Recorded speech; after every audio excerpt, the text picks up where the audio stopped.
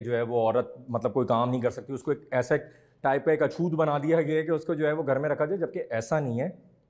میں ایک آپ کو واقعہ سنا دیتا ہوں اسلام کی تاریخ میں سے، جو میرے خیال سے کوئی بھی سیکٹ جو ہے وہ اس کی مخالفت نہیں کرے گا۔ جنگ میں جو ہے وہ ایک شہ سوار جو ہے وہ کالا نقاب اوڑھے اور پورا جو ہے وہ کالا لباس اوڑھے لگاتار جو ہے وہ کفار کے ساتھ لڑ رہا تھا، اور ان کو جو ہے وہ ان کے گلے کاٹ رہا تھا، اور جو ہے وہ مطلب اس کا ہاتھ اتنی تیزی سے تلوار چلا رہا تھا کہ حضرت خالد بن ولید رضی اللہ تعالیٰ عنہ پریشان ہو گئے کہ یہ کون ہے۔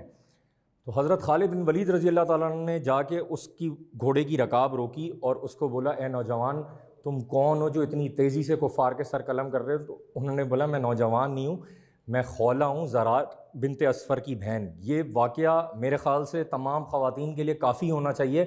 کہ جو اسلام میں وارئرز تھیں وہ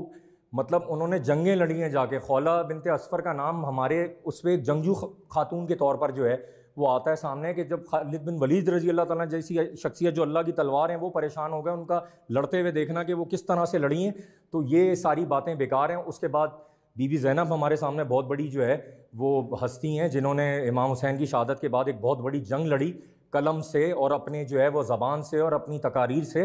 اور لوگوں کو کنونس کیا کہ جس کے بعد 1400 سال کے بعد پورا دین ایک واقعہ کربلا کے پیچھے پورا دین کھڑا ہوا ہے۔ تو یہ بہت آپ کے بطور اسلام آپ کی یہ دو شخصیات جو ہے وہ یہ انف ہیں آپ کو بتانے کے لیے کہ عورت کا کیا کردار ہے۔ بی بی فاطمہ جیسی ہستی ہمارے پاس ہیں کہ انہوں نے کس طرح آقا علیہ الصلوۃ والسلام کا جو ہے وہ ساتھ دیا، اور کس طرح سے جو ہے وہ انہوں نے آقا علیہ الصلوۃ والسلام کے بعد جو ہے وہ کس طرح سے مولا علی کا ساتھ دیا، اور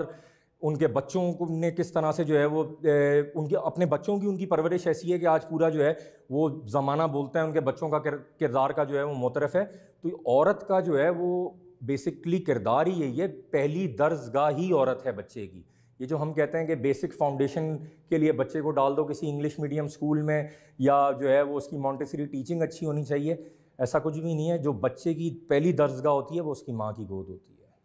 بالکل جی جناب، بہت اچھی بات انہوں نے کی، جو کہ سوچ عورت کا یہ نظریہ بھی ہے اور یہ ہمارا ویژن اور مشن بھی ہے، اور اس پہ ہم ہمیشہ بات بھی کرتے ہیں کہ کوئی بھی میدان ہو عورت آج تک پیچھے نہیں ہٹی، چاہے وہ کوئی ہاسپٹل میں ان کی خدمات ہوں، چاہے وہ جہاز چلانا ہو، چاہے کوئی جنگ کا معاملہ ہو، چاہے جیسا بھی کوئی معاملہ ہو، کوئی بھی ناگہانی آفت آ جائے، کچھ بھی آ جائے، اس میں آپ دیکھیں گے کہ بڑھ چڑھ کر وہ عورت حصہ لیتی ہے۔ بچوں کی تربیت میں آج جو آدمی اتنے آگے پہنچے ہوئے ماشاءاللہ ایک مقام تک پہنچے ہوئے ہیں، اس کے پیچھے بھی ان کی ماں کا ہاتھ ہے، بیوی کا ہاتھ ہے، بہن کا ہاتھ ہے، بہت ساری ایسی خدمات ہیں جو وہ کرتی ہیں، گھر میں بیٹھ کر بھی بہت کچھ